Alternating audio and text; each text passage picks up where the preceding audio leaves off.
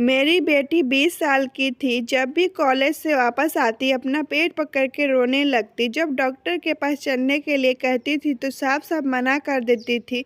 मुझे शक हुआ तो मैंने एक दाई को अपने घर बुलाया। बेटी का चेकअप कराया तो वो गांव की दाई अपना सर पकड़ के बैठ गई और कहने लगी, इसकी शादी आज ही मेरे 14 साल के बेटे से करा दो, नहीं तो ये मर जाएगी। मैं तो डर गई और उसकी शादी दाई के बेटे से उसी दिन करा दी।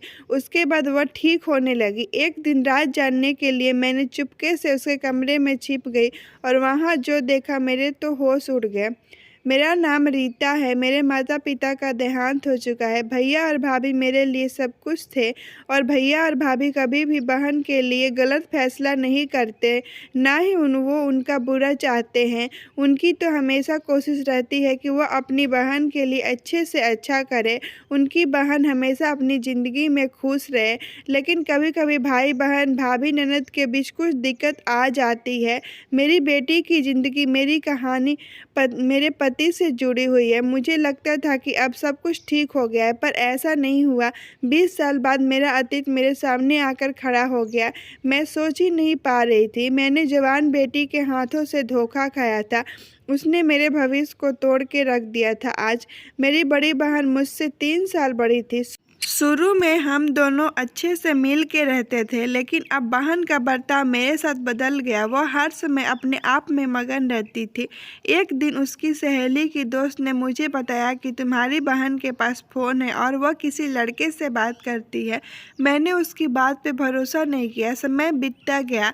मेरी बहन रात को सबके सो जाने के बाद चुपके से दूसरे कमरे में चली जाती थी और रात भर बात करती थी। तो मैंने एक दिन उससे पूछा कि तुम किससे बात करती हो? वह बहुत ज़्यादा खुश रहने लगी थी। जब मैंने उससे पूछा कि तुम इतना ज़्यादा खुश क्यों हो, तो उसने कहा कि मुझे पढ़ाई में मन नहीं लगता, अब मुझे इसमें खुशी मिलती है। अगर मेरी पढ़ाई छूट जाए तो अच्छी रहेगी। मैंने बहन से कहा कि आखिरी इच्छा है कि तू पढ़ लिख कर कुछ बने, लेकिन जवाब में उसने मुझसे कहा, समय के साथ इंसान के सपने और सोच बदल जाते हैं। एक दिन भाभी मेरी बिस्तर साफ कर रही थी तो उन्होंने मेरे बिस्तर के साइड से मोबाइल मिला। मुझसे पूछने लगे कि मोबाइल किसका है। मैंने अपने भाभी से कहा कि मुझे नहीं पता यह मोबाइल किसका है और कहाँ से आया है। मेरी बहन ने भाभी से कहा कि ये झूठ बोल रही है, इसी का मोबाइल है, मैंने मोबाइल इसी के पास देखी थी। मेरी भाभी ने मेरे मुंह पर जोर से थप्पड़ मारा। उसी समय अपने पास रख लिया। मेरी बड़ी बहन ये सब कुछ देखकर हंसने लगी। मुझे अब समझ में आ गया था, मोबाइल मेरे पास छिपा थी ताकि जब मैं उसका मोबाइल को ढूंढने की कोशिश करूं तो मुझे ना मिले। ऐसा ही हुआ। इन सब के बाद भाभी ने मेरा कॉलेज जाना बंद कर दिया।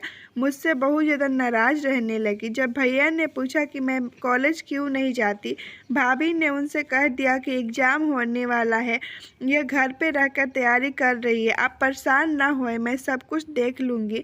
एक दिन भैया ने कहा, मेरा दोस्त चाहता है कि अब हम अपनी बहन की शादी कर दे, वह बड़ी हो गई है। दीदी का रिश्ता भैया के दोस्त के घर पहुंचा था और 5 साल पहले ही रिश्ता तय हो गया था।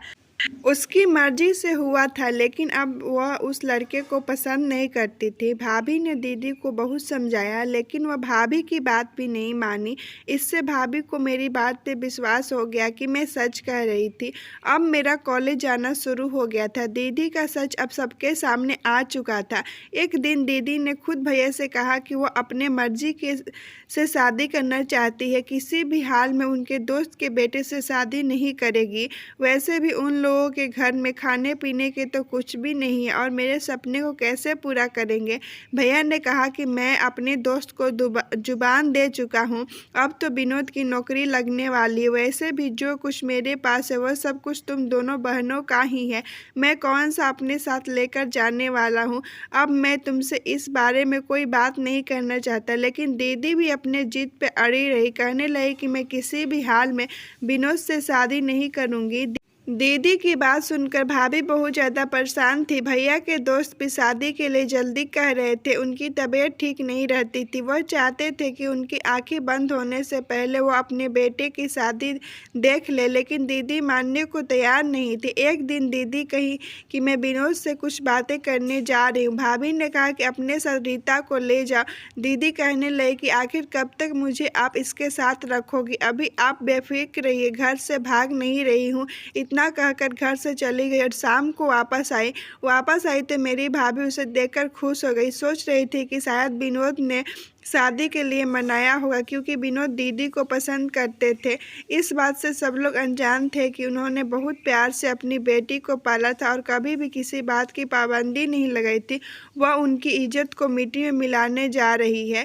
बेटी घर का इज्जत और मान सम्मान होती है और अपने भाई भाभी के खातिर अपनी जान भी दे देती है, लेकिन पर कुछ ऐसा भी होती है, यह भी नहीं सोचती है कि उनके भैया भाभी भी अपनी सारी ज़िंदगी उनकी परवरिश में गुजार दी। हम लोग सोच रहे थे कि मेरी दीदी विनोद से अपने मंगेतर से मिलने जाती है, लेकिन भैया को यह बात नहीं पता थी, क्योंकि ऐसी बातें इस समय बहुत गलत समझी जाती थी। एक दिन जब मैं कॉलेज से वापस आ रही थी तो मैंने दीदी को एक लड़के के साथ बाइक पे जाते देखा, तो मैं सोची कि यह हो सकता है विनोद होंगे। लेकिन जब घर आई तो विनोद तो हमारे घर पे बैठे थे। भाभी को अब पता चल चुका था। भाभी ने अपनी इज्जत के खातिर विनोद से झूठ बोल दिया कि दीदी दोस्त के घर गई है। दीदी के पास जो मोबाइल था वह उस लड़का ने ही दिया था। उस दिन भी वह उस लड़के के साथ गई थी। मैं समझ गई थी कि अब कभी भी सच नहीं बोल सकती। मैं कह रही थी कि सब कुछ बहुत गलत हो रहा था, लेकिन अब कैसे उन्हें समझाएंगे समझ में नहीं आ रहा था। विनोद पढ़े लिखे थे और उन्हें नौकरी मिलने वाली थी। दोस्त के घर की हालत अच्छी नहीं रहती थी। आज डेट फिक्स करने आए थे। भैया और भाभी ने उन्हें 1 महीने बाद की तारीख दे दी और दीदी घर पे आई तो सब को देखकर हैरान हो गई। आंटी ने प्यार से दीदी के सर पे हाथ रखने लगी और उनकी बलैया लेने लगी, लेकिन दीदी ने उनका हाथ झटक कर कमरे में चली गई। भाभी ने उनसे कहा कि शर्मा गई होगी। मैं अपनी दीदी के कमरे में गई और उनको मिठाइयाँ खिलाने लगी तो उन्होंने प्लेट फेंकी और चीख कर कहने लगे कि तुम लोगों ने मेरी ज़िंदगी का फैसला मुझसे पूछे बगैर कैसे कर दिया? तुम लोग ऐसे कैसे कर सकते हो मेरे साथ? मैं किसी भी हाल में इस लड़के से शादी नहीं करूँगी। तुम लोगों को तो मेरी कोई फिक्र ही नहीं है। कोई भी मेरे साथ ज़बरदस्ती नहीं कर सकता। मैंने दीदी से कहा तुम्हें क्या हो गया? तुम क्यों विनोद से शादी नहीं करना चाहती हो? क्या कमी है उसमें? तो कहने लगी अगर तुम्हें इतना पसंद है तो तुम ही उससे कर लो शादी, लेकिन मेरे पीछे ही पड़ गए। मैंने उस दिन बहुत ज़्यादा समझाया कि भैया को आप सब बात मानी, तुमने जो कहा वही किया। आज तुमने उनके साथ ऐसा क्यों कर रही हो? क्या तुम्हें भैया की इज्जत का ज़रा भी ख्याल नहीं है?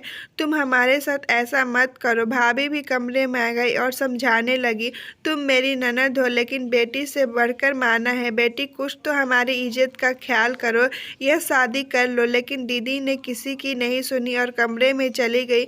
भैया के पास गई। भैया से कहने लगी कि मैं उससे शादी नहीं करनी चाहती हूँ।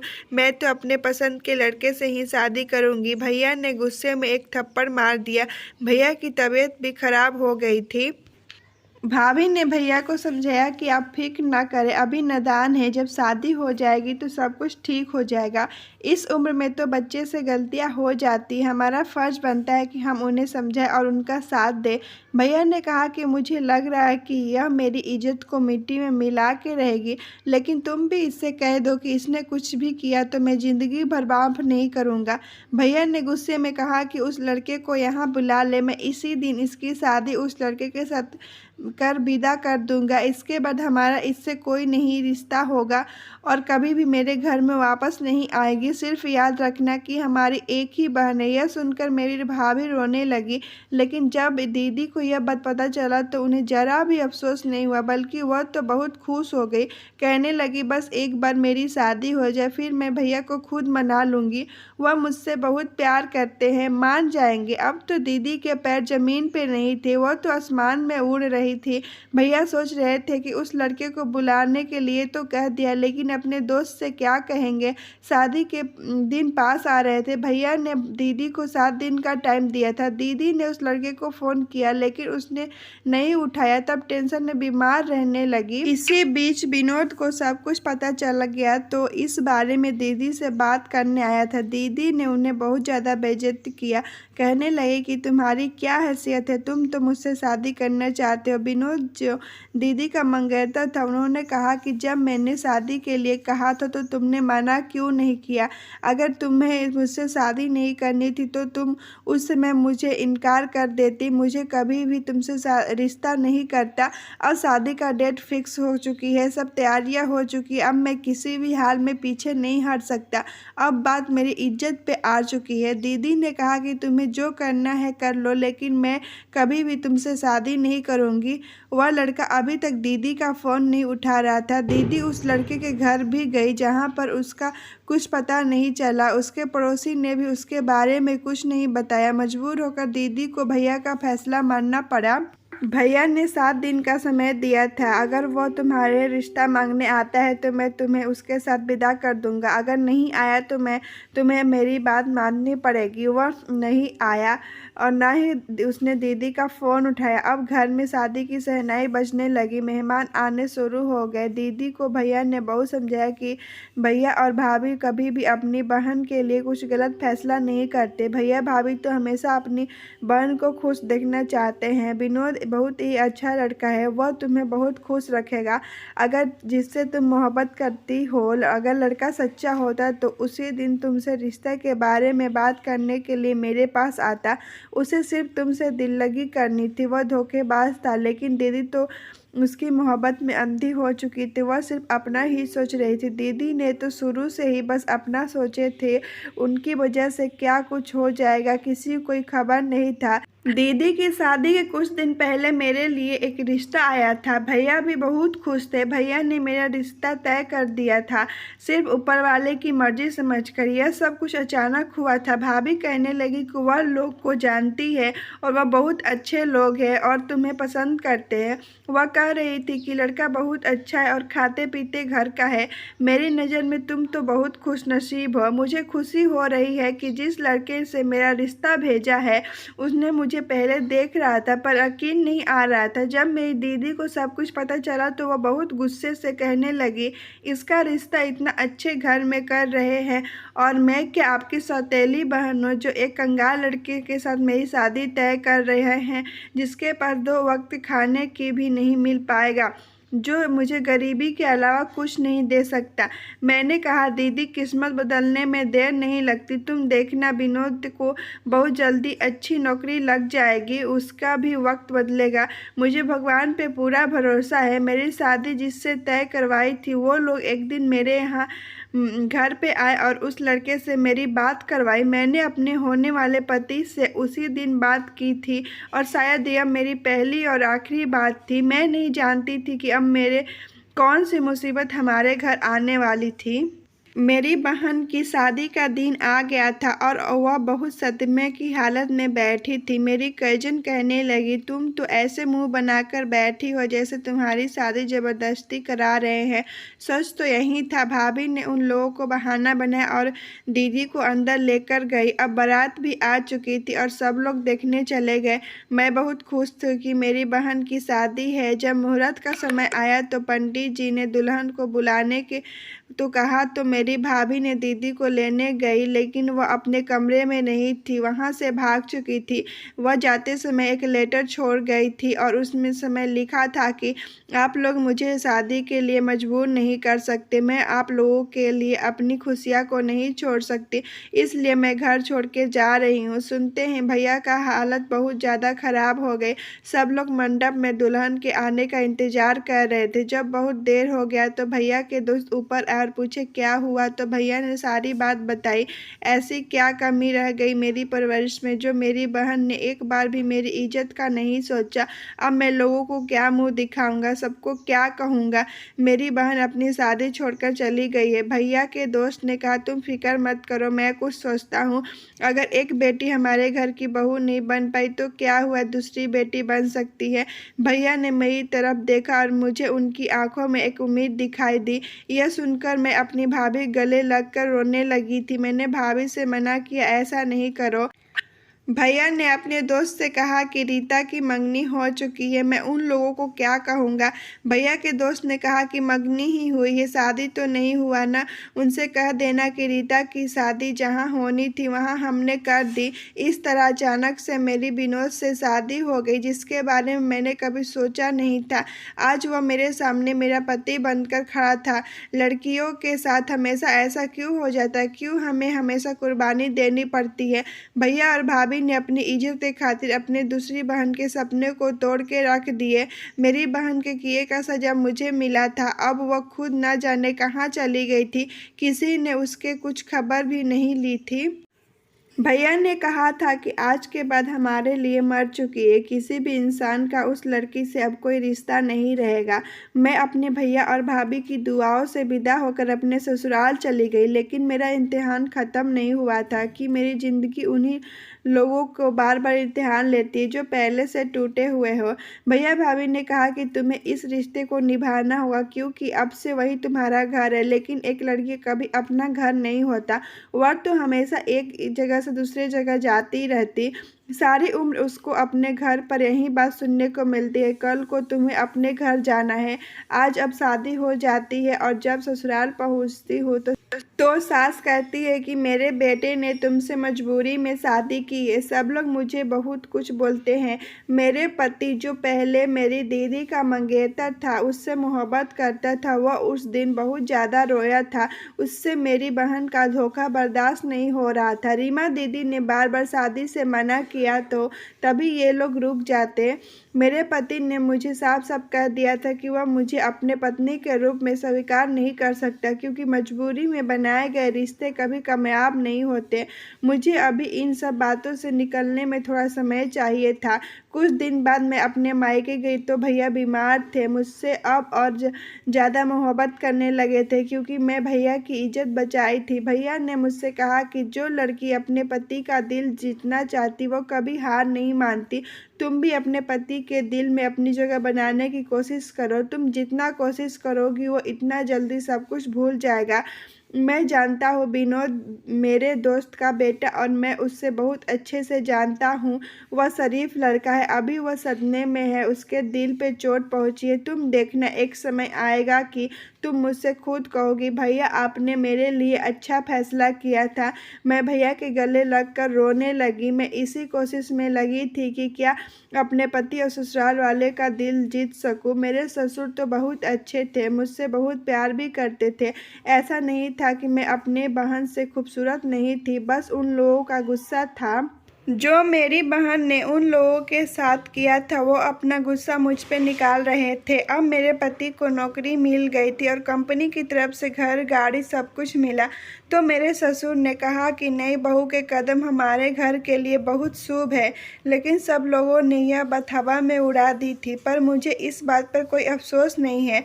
हर इंसान को उसके नसीब का मिलता है। समय ऐसे ही निकलता जा रहा था। मैं भी कोशिश कर रही थी अपने पति के दिल में अपनी जगह बना सकूं, लेकिन जब भी मैं उनका दिल जीतने की कोशिश करती तो मुझे वो अपना असली रूप दिखा दिया करते थे। कहते थे कि मैं कुछ भी कर ले, लेकिन मैं उनके दिल में कभी जगह नहीं बना सकूंगी। उन्होंने मुझसे कहा कि वह मौका देख रहे हैं, मौका मिलते ही वो मेरे भैया से बात करेंगे और मुझे छोड़ देंगे। कुछ दिनों बाद भाभी से खबर मिली कि भैया का देहांत हो गया। मुझे अपने कानों पर यकीन नहीं हुआ। मैं चकरा कर वहीं पर गिर गई तो मुझे बैठाकर मेरे ससुर जी ने मुझसे पूछा, बेटी अब अपने आप को संभालो। मायके गई तो बहुत सारे लोग आए थे और कह रहे थे कि जवान बेटी घर से भाग गई, बेचारा भाई कब तक बर्दाश्त करता। पता नहीं लोग और क्या क्या बातें कर रहे थे। भाभी की हालत खराब थी। भाभी का ख्याल रखने वाला कोई वहाँ नहीं था तो अपने साथ अपने घर लेकर आ गई ताकि उनका भी ख्याल रख सकूंगी। मेरी भाभी मेरे ससुराल में मेरे साथ नहीं रहना चाहती थी, लेकिन भाभी की ऐसी हालत नहीं छोड़ सकती थी। मेरे शादी के 5 महीने हो चुके थे। मेरे नंबर पर एक दिन अनजान आदमी का कॉल आया। उसने मुझे कुछ फ़ोटो भेजे थे जिसमें किसी लड़के के साथ एडिट किया गया था। यह देखकर बहुत ज़्यादा हैरान थी। मेरी यह फ़ोटो उन लोगों के पास कैसे पहुंची? मुझे फ़ोन पर ब्लैकमेल कर रहे थे। कुछ दिन बाद मुझे पता चला कि वही लड़का है जिससे मेरी मंगनी हुई थी। मैं भगवान का शुक्रिया अदा कर रही थी। ऐसे फ्रॉड लड़के से उसने मुझे बचा लिया था, लेकिन मुझे डर लग रहा था कि कहीं ये सब कुछ बात मेरे पति को पता ना चल जाए, इसलिए मैंने अपना फ़ोन बंद कर दी। अब मेरे पति के नंबर पर कॉल करने लगा था। अब मेरी फ़ोटो को मेरे पति को सेंड करने लगा था और मेरे बारे में गलत बोल रहा था। एक दिन मेरे पति के पास कॉल आया तो वो अपना सर पकड़ के वहीं बैठ गए और मैंने उनसे पूछा क्या हुआ, तो कहने लगे कि मुझे तुम्हें एक बात बतानी थी, लेकिन तुम्हारे भैया का देहांत की वजह से मैं तुमसे बात नहीं कर पाया था। मैंने कहा ऐसी क्या बात है, बताइए मुझे। उन्होंने बताया कि जिससे तुम्हारी मंगनी हुई थी वह वही आदमी था जिससे तुम्हारी बहन शादी करना चाहती थी, लेकिन वह लड़का अच्छा नहीं था। जब तुम्हारी बहन की शादी की तारीख तय हुई थी तो उसने तुम्हारे लिए रिश्ता भेजा, क्योंकि उसके पास तुम्हारे बहुत सारे फोटो थे और वो तुम्हारी बहन ने उसे दिए थे। तुम्हारे नाम से ही उसने उस लड़के से बात करना शुरू की थी, लेकिन कुछ दिनों बाद उसने उस लड़के को सब कुछ बता दिया था। तब उस लड़के ने कहा कि मुझे फ़र्क नहीं पड़ता तुम कौन हो, सिर्फ तुमसे प्यार करता हूँ। और उसने यह सब बात तुम्हारे भैया की जायदाद के लिए कहा था और उसने पहले ही सब कुछ पता कर लिया था कि तुम्हारे पास कितने ज़मीन जायदाद है। लेकिन यह बात तुम्हारी बहन को समझ में नहीं आई। उसे लगा कि वह उसे सच्चा मोहब्बत करता है, इसलिए जो वह लड़का करता था वही करती थी और शादी के दिन घर से भाग गई। उसने तुम्हारी बहन से शादी की बात की और उससे सारा चीज़ पता चल गया। तब उससे पता चला कि सब कुछ तुम्हारे नाम पे है, क्योंकि तुम्हारे भैया ने पहले ही सब कुछ तुम्हारे नाम पे कर दिया था। उसने दोनों बहनों को बर्बाद करने का सोच रखा था कि एक से शादी कर लूँ और दूसरे को अपनी मीठी मीठी बातों में फंसा कर रखूँगा। इस तरह से तुम्हारे भैया के लाखों के जायदाद उसे मिल जाएगी। लेकिन उसका सारा प्लान फेल हो गया तो उस लड़के ने तुम्हारी फ़ोटो से ब्लैकमेल करना शुरू कर दिया। मैं सोचता था शायद तुम भी अपनी बहन की तरह धोखेबाज हो, पर जब वह तुम्हारे नंबर पर कॉल करता था तो तुम घबरा के फ़ोन काट देती और फ़ोन बंद कर देती थी। मैं ये सब कुछ नोटिस कर रहा था तो एक दिन मैं तुम्हारे मोबाइल से नंबर लिया और अपने दोस्त को इस नंबर के बारे में पता करने को कहा। फिर मैं उस तक पहुंचा जिससे दिन तुम्हारे भैया की डेथ हुई थी। उसने अगले ही दिन तुम्हारी बहन का मेरे पास फ़ोन आया था। वह मुझसे माफ़ी मांग रही थी। उसने मुझे बताया कि उस लड़के ने उसे धोखा दिया था। वह कहता है कि आप अपने भाई से पैसे लेकर आओ, लेकिन सब कुछ तो रीता के नाम पर है। मैं कहाँ से पैसे लाकर दूँ उसे? तो फिर उसने उससे शादी भी नहीं की। अब तुम्हारी बहन घर आना चाहती है। अब वो लड़का जेल में है और वो पहले से ही शादीशुदा था और उसके बच्चे भी थे। उसकी पत्नी ने उसके ऊपर केस कर दिया। उसकी पत्नी ने मुझे सब कुछ बताया है। मैंने अपने पति से कहा आपने मुझसे एक बार भी नहीं पूछा कि वह लड़का मेरे बारे में सच कह रहा है झूठ? तो मेरे पति ने मेरे से कहा तुम्हारे भैया ने एक बार मुझसे कहा था कि वह मेरी बहन पे शक मत करना, इसलिए नहीं कि वह मेरी बहन है, बल्कि इस वजह से कि उसने अपने भाई की इज्जत बचाई और तुम्हारे घर में जाते सब अपना अतीत भूलकर अपने आप को अपना लिया। क्योंकि जो अपने भाई के खातिर अपना सर झुका देती वह बहुत पाक दामन मोहब्बत करने वाली होती है, तो कभी भी तुम्हारे भरोसा नहीं तोड़ेगी। मेरे पति मुझसे माफ़ी मांगने लगे और मैं सोच रही थी कि विनोद बहुत ही अच्छे और मैं उनके साथ खुश रहने लगी। उन्होंने मेरे बिना कहे ही सब कुछ संभाल लिया। एक दिन मेरी बहन घर आई और सबसे माफ़ी मांगने लगी, लेकिन किसी ने भी उसे माफ़ नहीं किया। अब वह दर दर के ठोकरें खा रही थी। मेरी शादी के 3 साल हो गए थे। अब मैं प्रेग्नेंट हूँ। मेरी सास का बर्ताव मेरे साथ अच्छा हो गया था और मेरा बहुत ख्याल रखती थी। अब सब कुछ अच्छा हो गया था। कुछ महीने बाद मैंने एक प्यारी सी बेटी को जन्म दिया। मेरे पति बहुत खुश थे। ऐसे ही वक्त बीत रहा था। मेरे बच्चे स्कूल से कॉलेज जाने लगे थे। मेरे 2 बच्चे थे। जब मेरी बेटी पैदा हुई थी तब मेरे परिवार में बहुत ज़्यादा खुशी थी और सब लोग उससे बहुत प्यार करते थे। पर वह जैसे जैसे बड़ी हो रही थी बहुत ज़्यादा चिड़चिड़ी होने लगी थी। अपने भाई से भी लड़ती रहती थी और हमेशा किसी से भी अच्छे से बात नहीं करती थी। पता नहीं कि वह मुझसे दूर जाती रहती, अपने कमरे में अकेले रहती थी, किसी से बात भी नहीं करती थी। जब एक दिन मेरी बेटी का रिश्ता आया तो हमने मना कर दिया क्योंकि अभी पढ़ रही थी। अभी हमारा उसकी शादी का कोई इरादा नहीं था, लेकिन वह लोग पता नहीं कैसे थे। मना करने के बाद भी वो लोग बार बार हमारे घर पर रिश्ता लेकर आने लगे। जब हमने उनकी बात नहीं मानी तो वो लोग धमकियां देने लगे। कुछ दिन ऐसे ही चलता रहा। मेरी बेटी की हरकत देखकर मेरी आंखें फटी की फटी रह गई। जब बेटी कॉलेज से वापस घर आई तो अपना पेट पकड़ के रोने लगी और कही कि मेरे पेट में बहुत दर्द है। जब मैं उसे कही कि चलो डॉक्टर के पास चलते हैं तो उसने मना कर दिया। रोज़ रोज़ उसके साथ ऐसा ही हो रहा था, इसलिए मैंने सोचा कि गाँव की दाई को बुलाती हूँ और उसे घर बुलाकर अपनी बेटी को दिखा लेती हूँ, क्योंकि डॉक्टर खाने जाने से तो मना कर रही थी। जब दाई मेरी बेटी का चेकअप किया तो उसकी बातें सुनकर मेरी पैरों तले से ज़मीन निकल गई। इसकी शादी आज ही मेरे 14 साल के बेटे से करा दो, नहीं तो यह मर जाएगी। मैं बहुत ज़्यादा डर गई। मैं अपनी बेटी को खोना नहीं चाहती थी, इसलिए उसी दिन उसकी शादी कर दी। मुझे यह बात बहुत हैरान कर रही थी कि शादी के बाद वह सही होने लगी थी। मैं जानना चाहती थी आखिर क्या राज हो सकता है, इसलिए रात के मैं चुपके से जाकर अपनी बेटी के कमरे में छिप गई। मैंने देखा कि वहाँ कोई 14 साल का लड़का नहीं था, बल्कि वही लड़का था जो मेरी बेटी का रिश्ता लेकर आया था, और वह उसी का बेटा था जिसने मेरी बहन को धोखा दिया था। मेरी बहन की मेरी बेटी की ज़िंदगी बर्बाद करने की कोशिश की थी। मेरे पति ने समझाया था कि अपने गांव की दाई पर बात मत मानो, हमारी बेटी को कुछ नहीं हुआ, बिल्कुल ठीक हो जाएगी। लेकिन मैं नहीं जानती थी कि जिस पर मैंने भरोसा किया उसने ही मेरा भरोसा तोड़ के रख दिया। मेरी बहन के साथ मेरी बेटी ने मुझे भी धोखा दिया था। मुझे देखते ही मेरी बेटी के चेहरे का रंग उड़ गया और कहने लगी, माँ मैं इससे बहुत प्यार करती हूँ, इसलिए मैं यह सब कुछ नाटक की, आप मुझे माफ़ कर दो। मैं उससे कही कि तुम बिल्कुल अपने मासी पे गई हो, उसने भी ऐसे ही अपने भैया और भाभी को धोखा दिया और भाग गई थी। मेरे पति को जब सब कुछ पता चला तो उसने हमारी बेटी को घर से निकाल दिया। बेटी ने मुझसे कहा, अगर आपको आपका प्यार नहीं मिला तो क्या आप मुझे मेरा प्यार क्यों छीनना चाहते हैं। मेरे पति ने मेरी बेटी को एक थप्पड़ मारा और दोनों वहाँ से चले गए। उस दिन मैं बहुत ज़्यादा रोई थी। मेरी बहन मेरे ऊपर हंस रही थी, उसने मेरे घर को उजाड़ दिया था।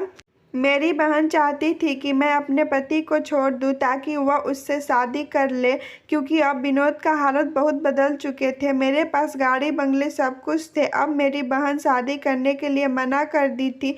तब उस समय कुछ नहीं था, लेकिन यह सब तो नसीब का खेल होता है। जब मैंने मेरी बहन को समझाया था कि सब बात समझ नहीं आई थी, एक दिन मेरी बहन का एक्सीडेंट हो गया। वह अपने हाथों पैरों से लाचार हो गई। मेरे पति मुझसे बहुत प्यार करते हैं, वरना पता नहीं उसका क्या होता। मैं अपनी बेटी को समझाने की बहुत कोशिश की, यह लड़का तुम्हारे लायक नहीं है। जब हमने उनके रिश्ते मना कर दिए तो उन दोनों ने मिलकर यह प्लान बनाया। पेट दर्द का नाटक करके मुझे बेवकूफ़ बनाया और वह भूल गई थी कि माता पिता अपने बच्चे के लिए बुरा नहीं सोचते। अब मेरी बेटी रोती है, मेरे घर पर मुझे माफ़ी मांगने लगी, बोल रही थी, माँ रास्ता भटक गई थी, मासी ने मुझे आपके खिलाफ कर दी थी, लेकिन मुझे सब कुछ पता चल गया। आपके बारे में जो कुछ कहा था वो सब कुछ गलत था। मेरे पति ने मुझे अपने घर से निकाल दिया। मेरे पति ने मेरी बेटी को माफ़ नहीं किया और कहने लगे, मेरी कोई बेटी नहीं है। मैंने अपने पति से कहा कि मैंने आज तक आपसे कुछ नहीं मांगा, आज मांग रही हूँ। हमारी बेटी से भूल हो गई थी, उसे माफ़ कर दो। पति ने मेरी बेटी को माफ़ कर दिया। हम सभी की ज़िंदगी बदलने लगी। मेरे भैया और भाभी जो हमारे खातिर बन पाया वो किया। भैया भाभी ने अपने खुद के औलाद भी नहीं की हमारी खुशी के खातिर। जो अपने खुद का गला घोट सकते हैं तो क्या हम लोग का फर्ज नहीं बनता उससे खुश रखे, उनके बताए गए रास्ते पे चल। अभी भी हमारे ज़माने में ऐसे लोग होते हैं जो दूसरे के खातिर अपनी खुशियाँ को दबा देते। ऐसे मेरे भैया भाभी थे जो माँ बाप से भी बढ़कर हम दोनों को प्यार दिया था। अगर आपको मेरी कहानी अच्छी लगी तो मेरे चैनल को लाइक शेयर सब्सक्राइब जरूर करें। मिलूंगी ऐसे ही एक नए वीडियो के साथ, तब तक के लिए बाय बाय।